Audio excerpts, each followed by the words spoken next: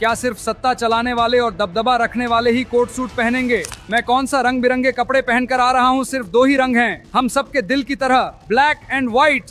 देखो विजय, तुम हमारे लिए काम करने आए हो, बस वही काम देखो। तुम्हारे बारे में बोलने वालों को हम देख लेंगे। आपके लिए ईमानदारी से काम करने आया ये विजय। मैं एक भ्रष्टाचार मुक्त, रिश्वत मुक्त सरकार दूंगा। आई अंडरस्टैंड, ये एक दिन में नहीं होगा, ये कोई मैजिक नहीं है, लेकिन एक दिन मैं इसे सच करके दिखाऊंगा। ये क्या बात हुई कि बिना राजनीतिक समझ के लोगों ने हमें वोट दे दिया। इस चकाचौंध में आकर लोगों ने हमें वोट दे दिया। चुनाव में हमने 50-60 साल पुराने जातिवाद को तोड़ा है, धर्म की राजनीति को तोड़ा है, पैसे देकर वोट खरीदने के चलन को तोड़ा है। क्या आपने एक बात पर गौर किया लोगों? हमारे सत्ता में आने के बाद एक चीज हो रही है, ये इस जेनजी पीढ़ी को आकर्षित करने के लिए अंग्रेजी और तमिल मिला हुआ बयान। क्या आपको लगा कि मैं ये बताने आया हूं? वो सब मजाक यहां नहीं है। इसके बाद इस हकीकत को भूलकर रील्स बनाना आप सोच रहे थे कि मैं ये बताने आया हूं, वो मजाक भी नहीं है, ये एक गंभीर बात हो रही है। पहले विधानसभा में चाहे जो भी बोले हमें क्या, चाहे जो भी लड़े हमें क्या, सोचने वाले लोग भी अब विधानसभा में क्या हो रहा है, क्या बोल रहे हैं, इसे बहुत ध्यान से देख रहे हैं। गौर किया आपने?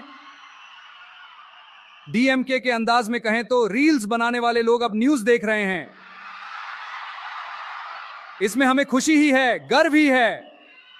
हमारे युवा, हमारी महिलाएं सब ये जाने कि राजनीति क्या है, वे राजनीति को समझें, ऐसी जागरूकता पैदा हुई है, इसमें हमें खुशी ही है।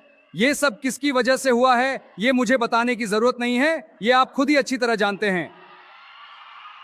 हमारे ऐसे भगवानों को, हमारे ऐसे लोगों को अनपढ़ गवार कहना, वे अब भी ऐसा कह रहे हैं। मैंने कांचीपुरम में जो कहा था वही यहां फिर से दोहरा रहा हूं। आपने जिन्हें अनपढ़ गवार कहा था, उन्हीं लोगों ने आपके राजनीतिक जीवन को ही एक सवालिया निशान बना दिया है। सवालिया निशान बना दिया है और आगे भी बनाने वाले हैं। उस दिन जब मैंने कहा था तब हंसने वाले आज क्या करने वाले हैं? सच कहो तो उस टोली को कड़वा ही लगेगा ना। अगर सचमुच आपने लोगों के दिल को समझा होता तो आपने लोगों के बारे में इस तरह गलत बात कभी नहीं की होती। यह क्या बात हुई कि बिना राजनीतिक समझ के लोगों ने हमें वोट दे दिया। इस चकाचौंध में आकर लोगों ने हमें वोट दे दिया। मैं क्या, खैर छोड़िए।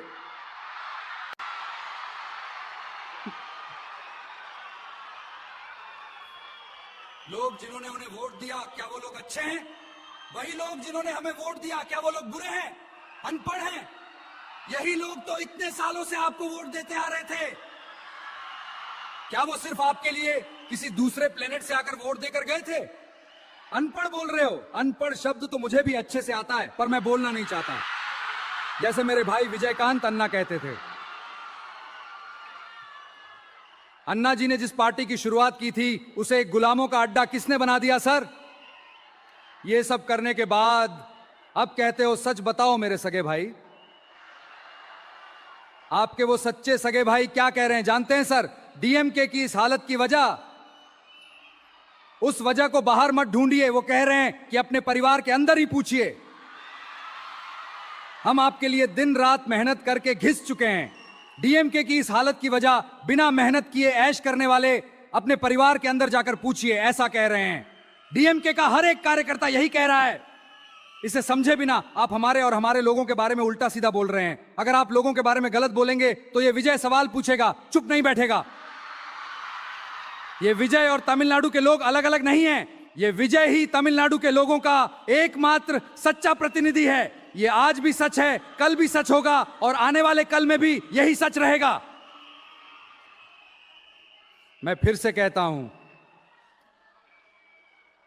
हमारे और जनता के बीच जो ये पूर्व जन्म का बंधन है, ये जो रिश्ता है, इसे कोई भी साजिश या चालबाजी करके कभी नहीं बिगाड़ सकता। आपने बिगाड़ने की कोशिश की। हमारे सत्ता में आने से पहले कैसी कैसी साजिशें, कैसी कैसी चालबाजियां, क्या क्या नहीं किया और कैसे कैसे रोकने की कोशिश की, लेकिन अब सत्ता में आई इस आम जनता की सरकार को जब आप विपक्ष में थे तब जो इस्तेमाल करते थे ना, वही घिसा पिटा पुराना तरीका। अगर आपको लगता है कि उन तरीकों से आप हमें और जनता को अलग कर देंगे तो ऐसा कभी नहीं होगा।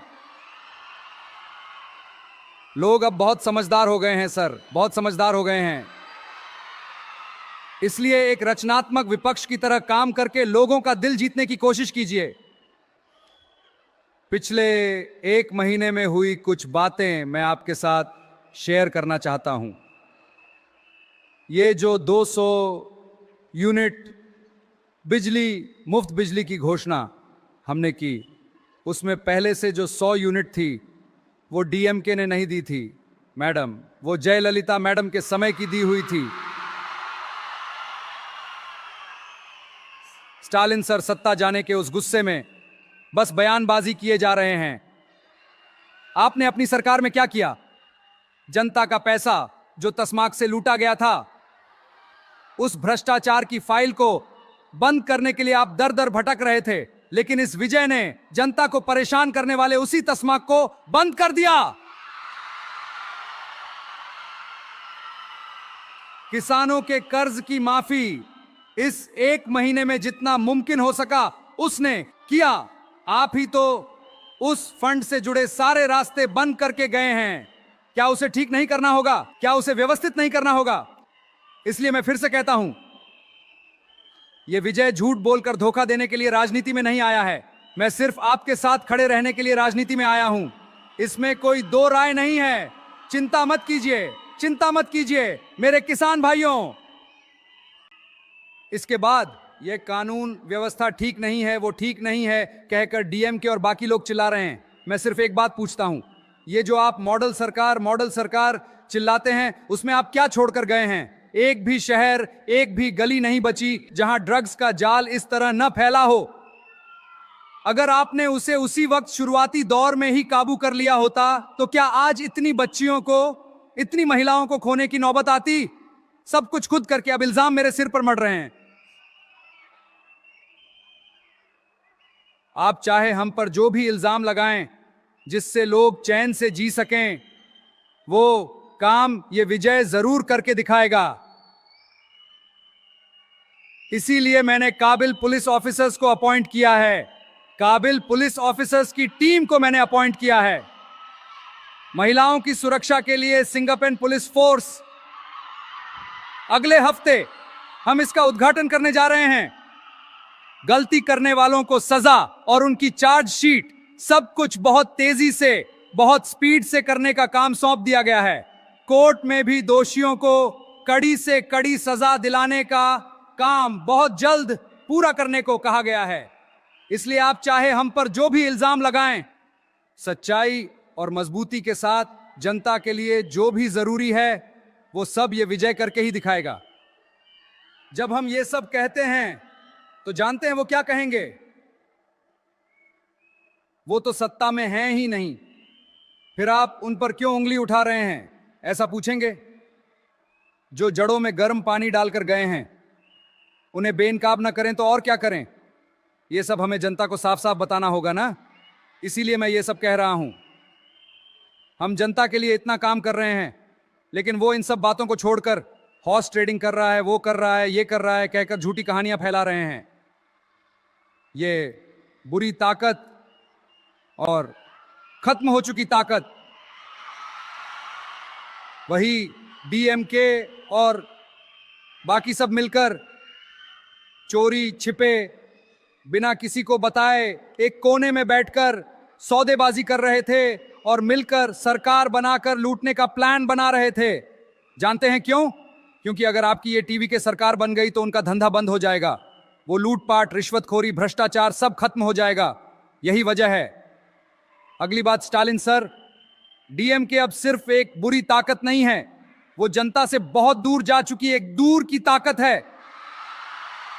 किनारे की ताकत, भयानक ताकत, बोझ बनी ताकत। आपने जब इस खत्म हो चुकी ताकत के साथ मिलकर सरकार बनाने का सोचा, तभी ये डीएमके पूरी तरह से बर्बाद हो चुकी ताकत बन गई। क्या आप लोग हमारे बारे में ऐसी झूठी बातें कर सकते हैं सर? क्या यह सही है? लोगों, जब इतनी बड़ी जनशक्ति हमारे साथ है तो हमें किसी और राजनीति की क्या जरूरत है? चुनाव में हमने 50-60 साल पुराने जातिवाद को तोड़ा है, धर्म की राजनीति को तोड़ा है, पैसे देकर वोट खरीदने के चलन को तोड़ा है।